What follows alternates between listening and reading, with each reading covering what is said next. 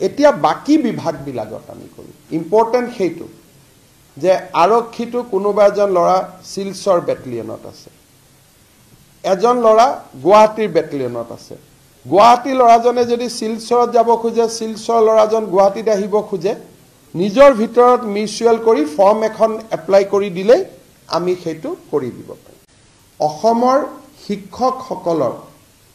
আমি এটা মিউচুৱেল ট্ৰান্সফাৰৰ ব্যৱস্থা আমি কৰিছিলো মই শিক্ষা মন্ত্ৰী হৈ থকা সময়ত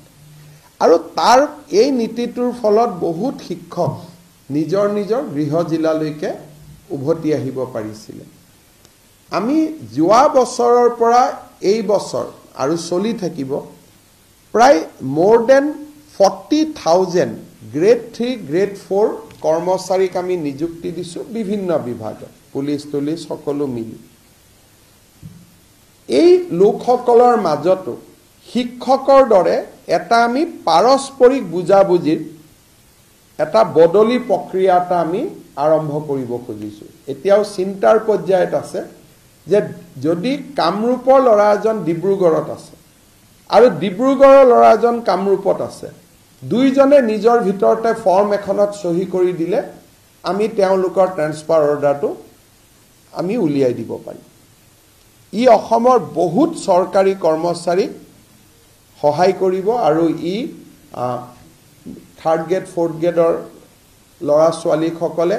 ঘৰৰ বা এটলিষ্ট গৃহ জিলা নহলো তেজপুৰৰ লৰাজন বৰাক ভেলীৰ পৰিৱৰ্তে যদি দৰং বা বিশ্বনাথতো কাম কৰিব পাৰে বহুখিনি সুবিধা হ'ব সেই দিশটো আমি কিছু কাম আগবঢ়াই লৈ গৈছো আৰু মই ভাবো যে এই দুইটা ডমিসাইল নীতি আৰু ট্ৰান্সফাৰ পলিসি এই দুইটা আমি খুব সোনকালে আগবঢ়াই দিবৰ বাবে আমি সিদ্ধান্ত লৈছো অহা কালি আৰু পৰখি নীতি আয়োগৰ বৈঠক আছে নীতি আয়োগৰ বৈঠকতো মই আজি উল্লেখ কৰা বিষয়কেইটা আকৌ উল্লেখ কৰিম আৰু মই বিশ্বাস কৰো যে আমাৰ প্ৰচেষ্টাত আৰু প্ৰধানমন্ত্ৰী ডাঙৰীয়াৰ সহযোগত আমি ৰাজ্যখনৰ আভ্যন্তৰ আৰু বাহিৰৰ পৰা পোৱা সমৰ্থন গুটেইকেইটাক আমি আগুৱাই লৈ গৈ অসমক বিকশিত ৰাজ্য হিচাপে আমি লৈ যাব পাৰিম শিক্ষকৰটো হৈ আছে হেতু আজি মই শিক্ষা মন্ত্ৰী থকাৰ প্ৰায় মই কৰি আছিলো এতিয়া বাকি বিভাগবিলাকত আমি কৰো ইম্পৰ্টেন্ট হেতু যে আৰক্ষীটো কোনোবা এজন লৰা সিলচৰ বেটেলিয়নত আছে এজন লৰা গুৱাহাটীৰ বেটেলিয়নত আছে গুৱাহাটী লৰাজনে যদি সিলচৰত যাব খোজে সিলচৰ লৰাজন গুৱাহাটীত আহিব খোজে নিজৰ ভিতৰত মিউচুৱেল কৰি ফৰ্ম এখন এপ্লাই কৰি দিলে আমি হেতু কৰি দিব পাৰো